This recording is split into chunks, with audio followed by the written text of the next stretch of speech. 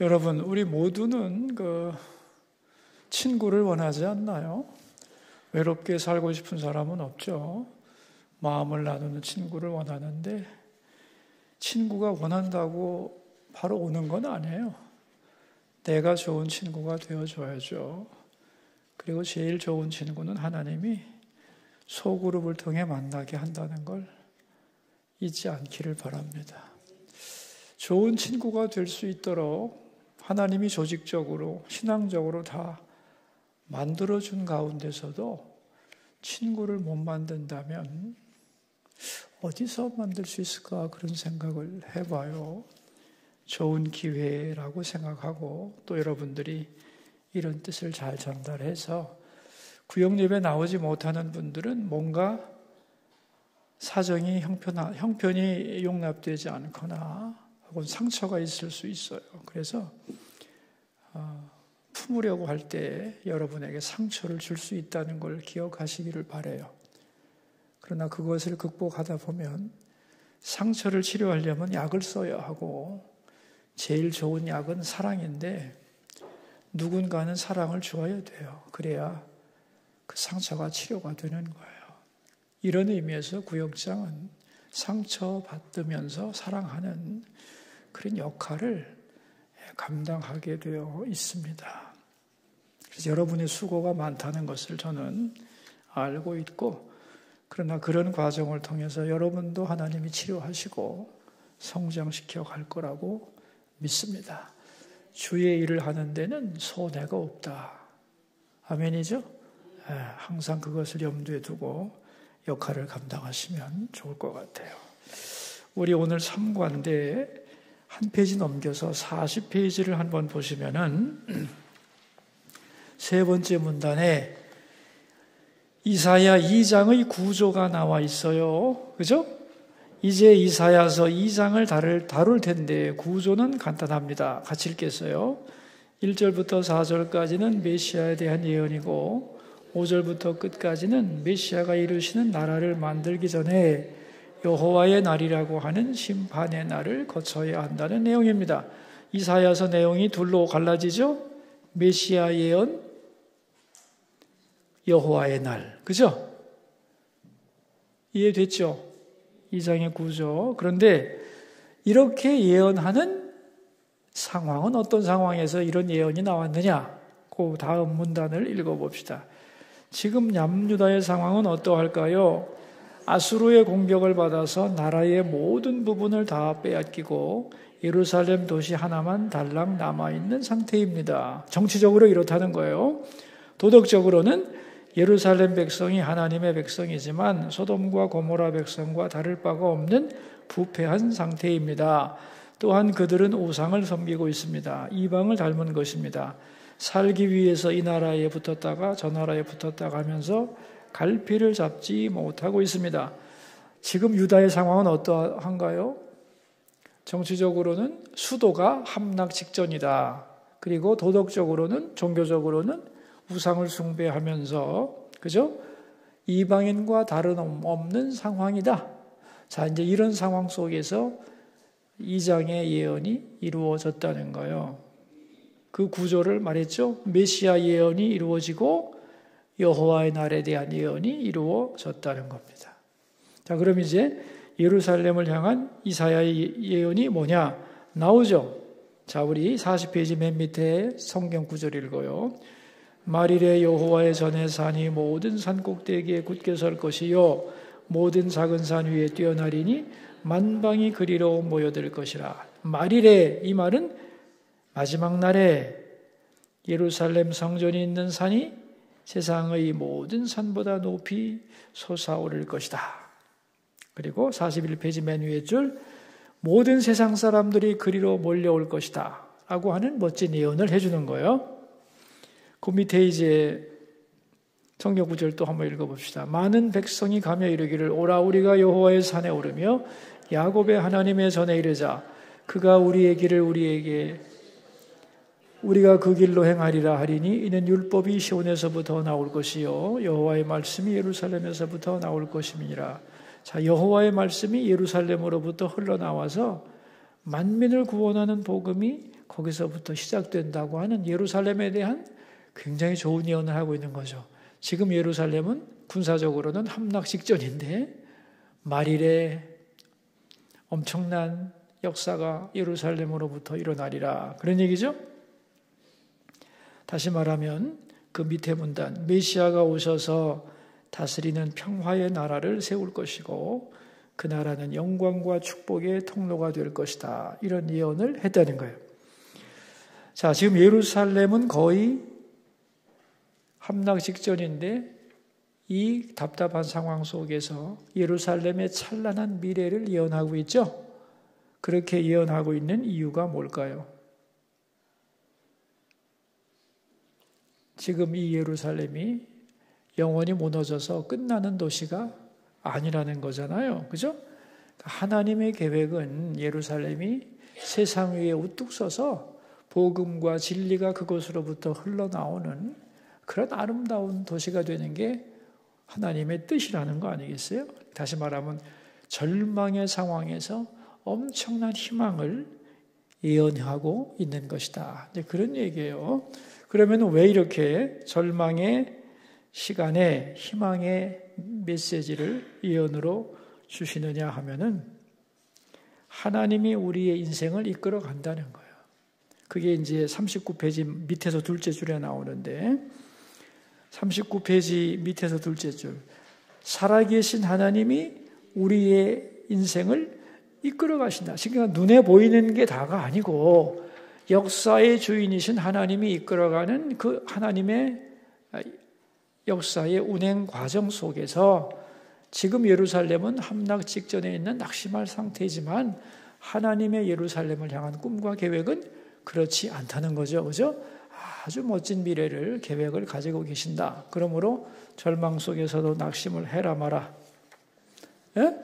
절망 속에서 절대로 낙심하지 말라. 그런 얘기입니다. 그게 이제 하나님의 말씀이 주는 현실을 이기는 힘이라고 볼 수가 있는 거죠. 자, 그런데 지금은 낙심할 만한 상황. 근데 먼 미래에는 이 예루살렘이 세상의 중심이 된다는 비전을 주시면서 42페이지 보시면 그런데 그렇게 아름다운 미래로 가기 전에 해야 할 일이 있다는 거예요. 그게 뭐예요? 그런데 이 일이 저절로 이루어지느냐? 아닙니다. 그렇게 되는 과정에서 반드시 거쳐야 될 과정이 있는데 바로 뭐예요? 여호와의 날. 여호와의 날이란 심판을 경험해야 한다. 여러분 구약 성경을 보면 여호와의 날이라고 하는 말이 예언자들이 하는 말인데요. 백성들이 생각하는 여호와의 날과 예언자들이 생각하는 여호와의 날은 180도 달랐어요. 그래서 충격이었던 거예요. 백성들이 생각하는 여호와의 날은 하나님이 우리 편을 들어가지고 이방을 멸망시키는 날이라고 생각했어요. 그런데 선지자들이 말하는 여호와의 날은 그 백성에 대한 하나님의 심판을 의미하는 날이었어요. 아주 개념이 달라요. 그러니까 이스라엘 백성들은 좋은 날만 바랬던 거죠. 여호와의 날이 자기들에게 최고의 날이라고 생각했는데 사실은 이스라엘 백성들 속에 있는 잘못된 것을 심판하는 날. 그래서 더욱 하나님의 백성답게 만드는 그 날을 선지자들은 여호와의 날이라고 했던 거예요. 그러니까 지금 절망의 상황 속에서도 낙심하지 말라고 미래의 희망을 예언하면서 그런데 그 과정에 여호와의 날을 줄 거야. 근데 이 여호와의 날이 니네가 기뻐 뛸 날이 아니야.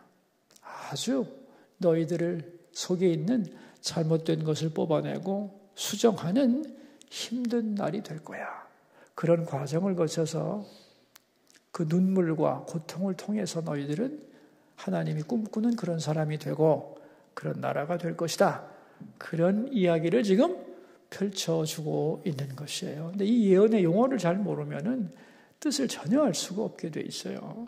왜냐하면 우리가 그 당시의 사람들이 아니고 또 그 당시의 사람이라 할지라도 자기중심적으로 하나님의 용어를 개념을 잡고 있기 때문에 이 개념을 정확하게 이해하지 않으면 해석이 어려운 거죠.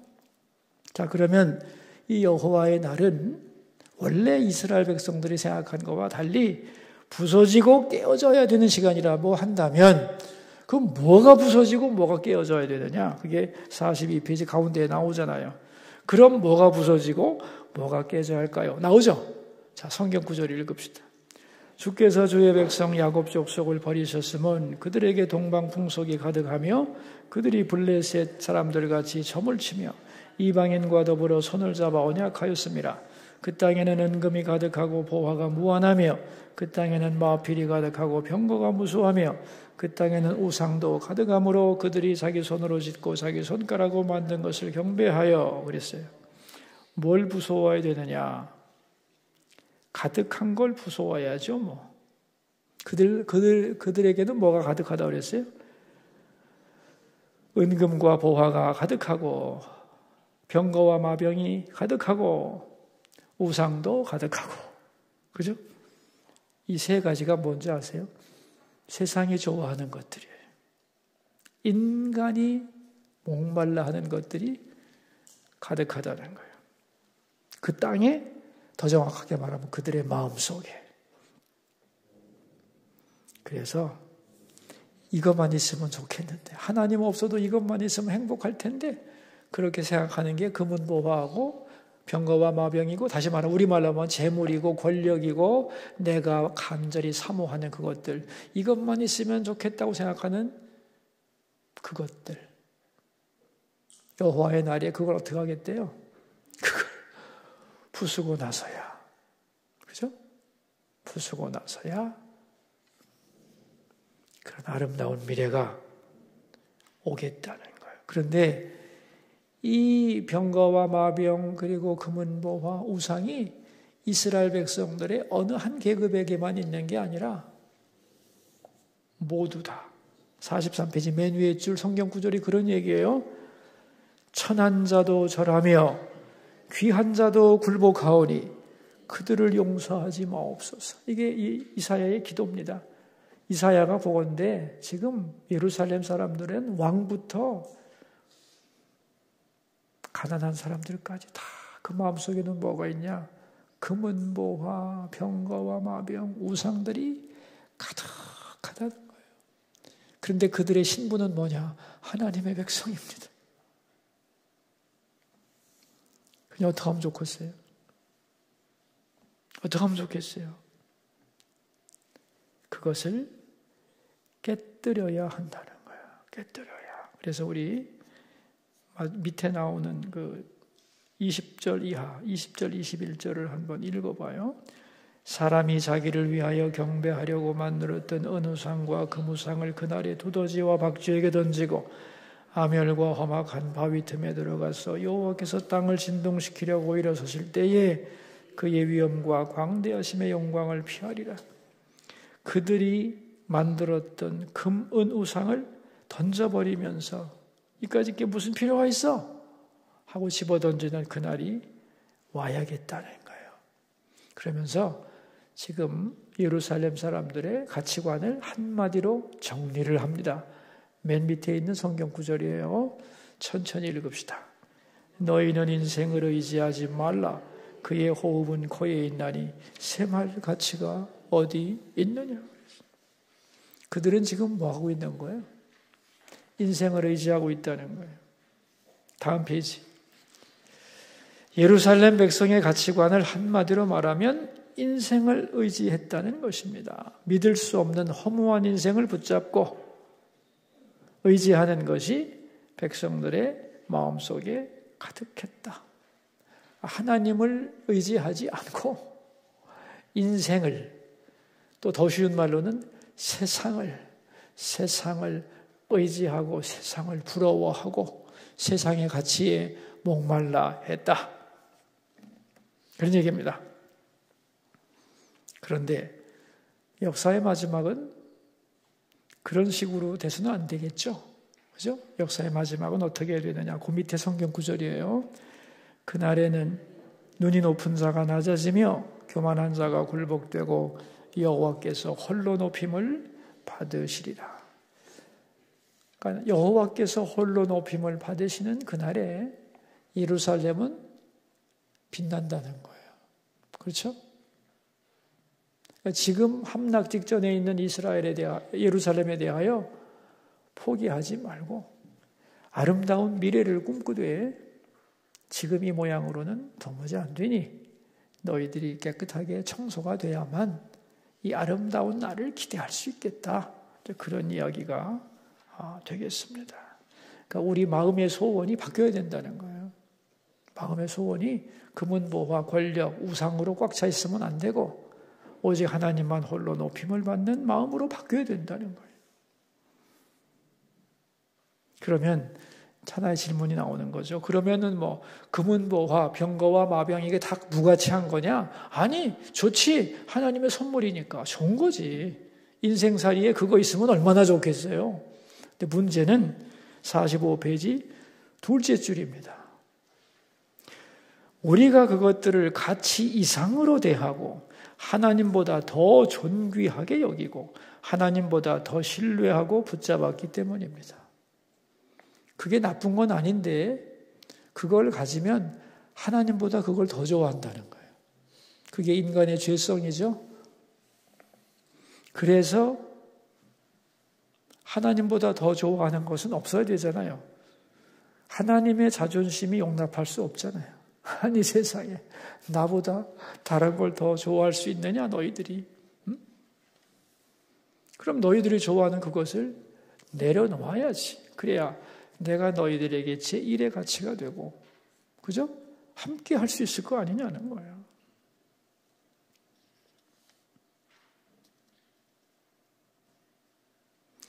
자, 우리 마지막 두 줄을 읽겠습니다. 45페이지 마지막 두 줄이에요. 인생을 의지하는 마음에서 하나님을 높이고 신뢰하는 곳으로 우리 마음의 중심을 옮겨야 합니다. 그럴 때 우리에게 새로운 미래가 있습니다. 맞아요? 네, 맞는 거예요. 자, 그러면서 이제 그렇다면은 말일에 예루살렘이 이렇게 된다고 했는데 이사야 시대부터 지금까지 상당한 세월이 흘렀는데 지금 예루살렘은 그러한가? 라고 묻는다면 이스라엘 사람들은 지금 유대교인들은 지금도 이 예언을 문자 그대로 믿고 언젠가 미래의 언젠가 예루살렘에 모든 세상 사람들이 모여들고 거기서부터 진리의 말씀이 흘러서 온 세상에 퍼져갈 것을 지금 그들은 문자 그대로 기대하고 있는 거예요. 그런데 신약 성경에서 사도 바울은 예루살렘을 눈에 보이는 예루살렘 도시라고 생각하지 않는 거예요. 지금 그래서 하마스하고 이스라엘 전쟁에 대해서도 보수주의자들이 해석하고 객관성을 가지고 있는 분들하고는 전쟁에 대한 원인과 미래가 다 다른데 유튜브에서는 웃기는 소리들을 많이 하고 있더라고요, 지금. 그렇게 가면 안 될 텐데, 이렇게 생각을 합니다. 여기 지금 뭐라고 그랬냐면은 예루살렘이라는 도시가 온 세상 사람들에게 다 유명하죠. 예루살렘이 큰 도시도 아니에요. 그런데 예루살렘 모르는 사람은 전 세계에 없을 겁니다. 왜 그러냐면 그곳이 메시아가 탄생했기 때문에. 다시 말하면 유대교와 기독교의 발원지이며 그죠? 이슬람의 발원지이기도 하기 때문에 세상 모든 사람들이 예루살렘에 대한 도시에 대하여 그 도시가 가지고 있는 가치보다 더 높게 평가한다는 거예요. 지금 맞아요? 맞습니다. 우리하고 예루살렘하고 무슨 상관이 있어? 그러나 기독교인이 되고 보니까 예루살렘은 괜히 좋죠. 우리의 영혼의 고향 같고. 다시 말하면 지금도 예루살렘은 이미 커진 거예요. 그런데 그 예루살렘이 진짜 예루살렘이라고 하는 땅 위에 있는 이스라엘의 고대 수도인 예루살렘을 의미하는 거냐? 아니라는 거예요. 아닐 수 있다는 거예요. 그래서 여기 뭐라고 그랬냐면은 46페이지 마지막 문단. 그러나 한번 생각해 보세요. 읽어봅시다. 여러분과 예루살렘이 무슨 상관이 있습니까? 아무 관계가 없습니다. 그런데 우리가 기독교인이 되고 보니 그렇지 않죠. 예루살렘은 마음의 고향이 되었고 앞으로 나가야 할 하나님 나라의 상징적인 이름이 되었습니다. 교회에 어떤 마음으로 가나요? 빨리 하나님께 가서 예배드려야지, 하나님께 기도하고 찬양해야지, 말씀 들어야지 이런 마음으로 달려가죠. 그게 다 뭐예요? 예루살렘으로부터 복음의 진리가 흘러나올 것이라는 이 말씀이 상당히 성취된 것임을 알 수 있습니다. 여기서 예루살렘은 뭐가 된다는 거예요? 신약 성경에서는 교회라는 거예요. 교회.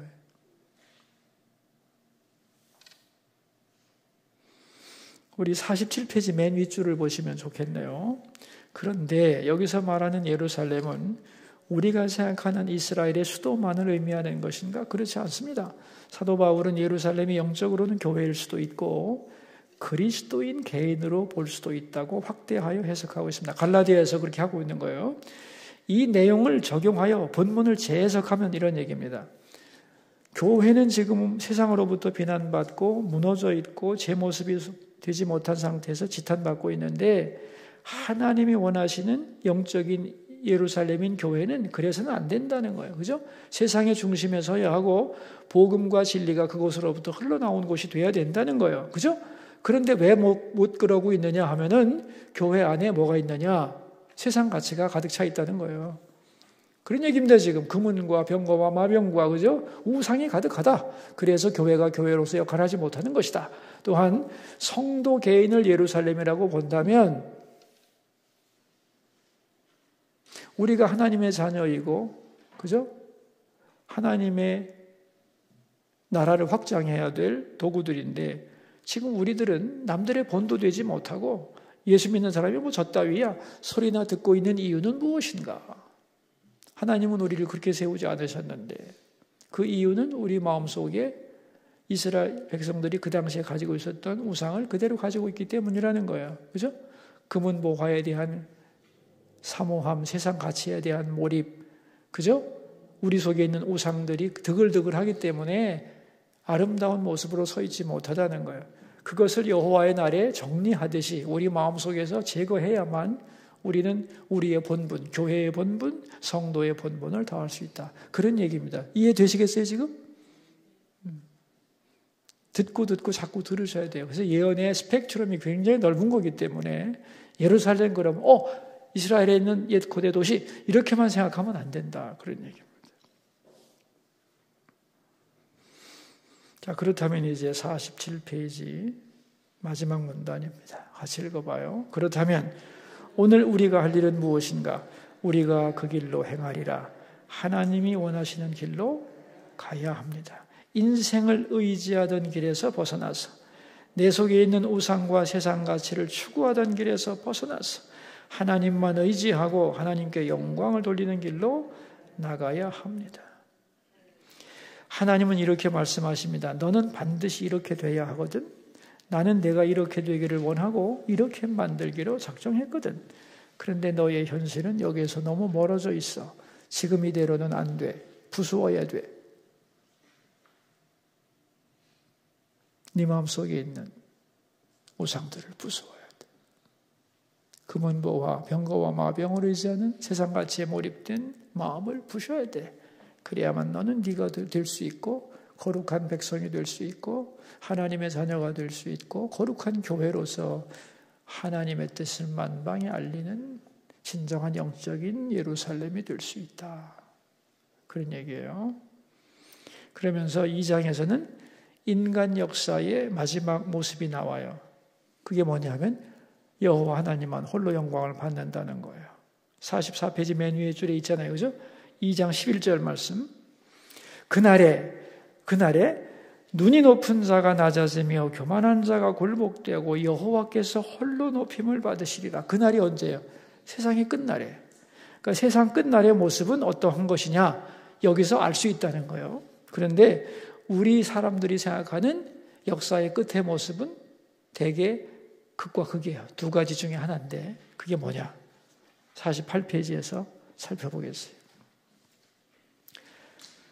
이사야서 2장 말씀에는 인간 역사의 마지막 모습이 나옵니다. 찾으셨어요? 자, 읽어요. 그게 어떤 모습인지 정확하게 알기를 바랍니다. 세상 사람들도 나름대로 역사의 종말이 어떤 모습일까 상상합니다. 첫째가 뭐냐?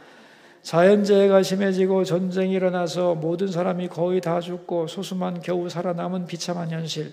이것이 역사의 마지막 모습이 아닐까? 이렇게 역사를 비관적으로 보는 사람들이 있습니다. 이런 경우가 굉장히 많죠. 종말의 모습을 그죠? 우울하게 폐허가 된 상태에서 소수가 살아남아서 다른 행성으로 간다든가 뭐 이따위 영화들이 많지 않아요. 그죠? 이게 역사를 비극적으로 보는 사람들의 종말 모습인데, 그런가 하면 정반대로 역사학자들은 말합니다. 특별히 헤겔 같은 역사 철학자들은 인류 역사의 목적이 인간의 자기 실현이라고 말합니다. 이것은 아주 낙관적인 견해죠. 그러나 인본주의의 극치입니다. 두 번째 모습이 뭐냐? 내 모든 꿈이 이루어지는 것, 그게 역사의 모습 아닐까? 이렇게 생각하는 사람도 있습니다. 극과 극이죠. 모든 것이 무너진 폐허 속에 소수가 살아남은 비극적인 역사의 종말. 그런가 하면은 모든 꿈이 이루어지는 그러한 날이 역사의 종말. 둘 중에 어느 거예요? 세상 사람들은 둘 중에 하나라는 거예요. 그런데 성경은 뭐라고 하느냐? 세 번째, 그 다음 문단입니다. 하지만 하나님의 말씀은 이것을 다 부정합니다. 인생이 의지하던 것이 다 무너지고 세상 사람들이 추구하던 가치도 다 무너지며 하나님만 홀로 영광 받으시는 그 순간이 역사의 목적이 완성되는 역사의 끝입니다. 역사의 마지막 그 모습을 정확하게 이해하길 바랍니다. 자, 여러분, 역사의 마지막 모습을 그리실 수 있죠? 그죠? 뭐예요? 하나님만 홀로 높임 받으시는 그것이 역사의 종말의 모습이라는 거예요. 자, 그렇다면 이제 이거 너무 넓은 각도에서 그런 것이고 나의 종말을 놓고 보자 이거예요.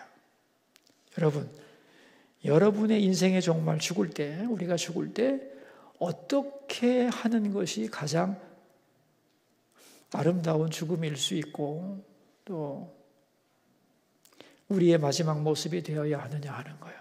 아까 세상 사람들은 둘 중에 하나라고 그랬죠. 첫째는 개인으로 말하자면 다 늙고 힘 빠지고 돈도 없고 모두가 떠난 쓸쓸한 비참한 노후, 그게 나의 종말의 모습일까?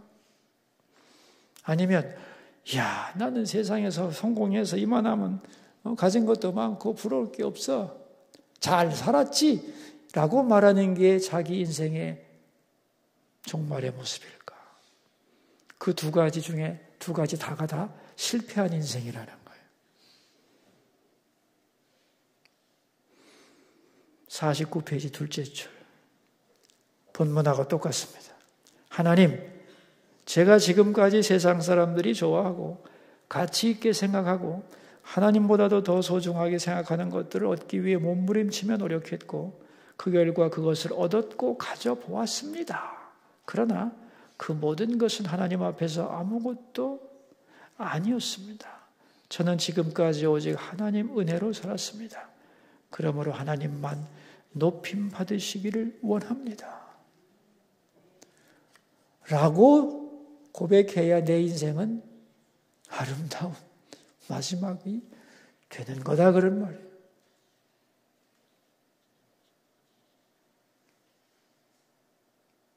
내 인생의 마지막 지점에서 고백할 건 뭐냐?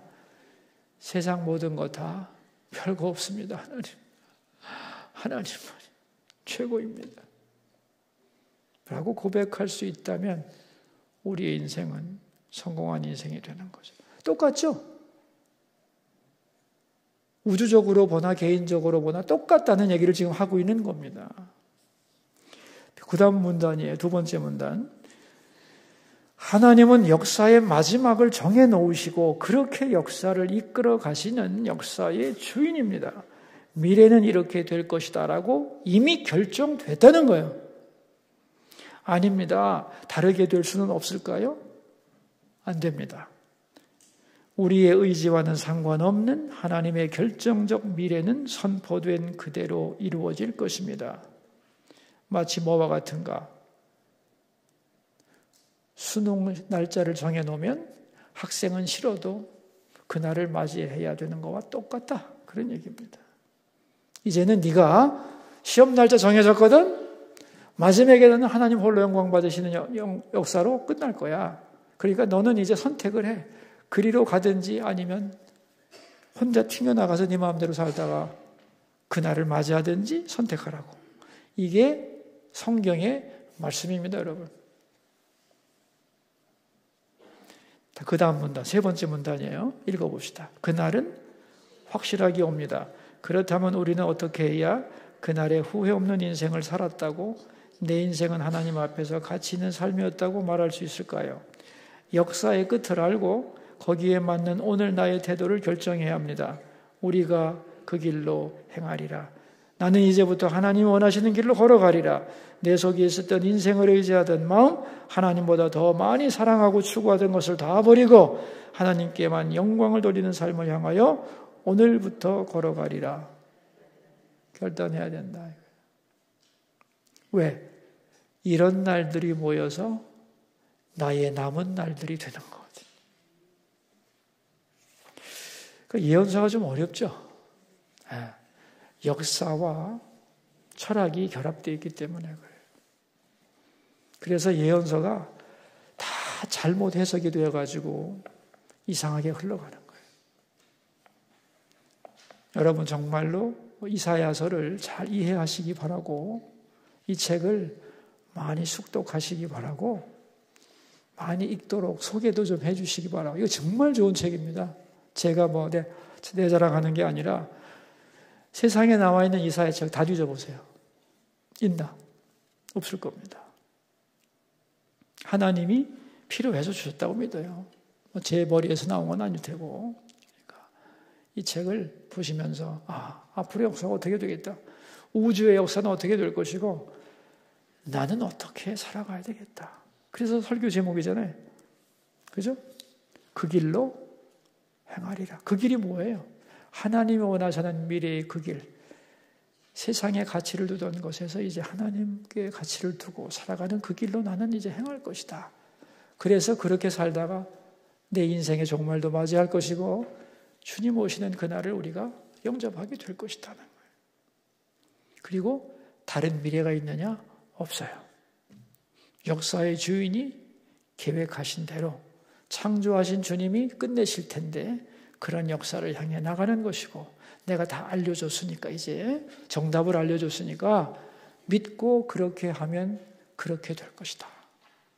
우리에게 남아있는 미래의 길이라고 생각하시면 좋겠습니다. 여러분 우리 51페이지 기도를 한번 쭉 읽어봅시다. 기도 속에 요약해놨으니까 같이 한번 읽어요. 시간과 역사의 주인이신 하나님, 세상 사람들은 역사가 어떻게 진행되는지 마지막 날의 모습이 어떻게 될지 하나님이 원하시는 역사는 무엇인지 알지 못합니다.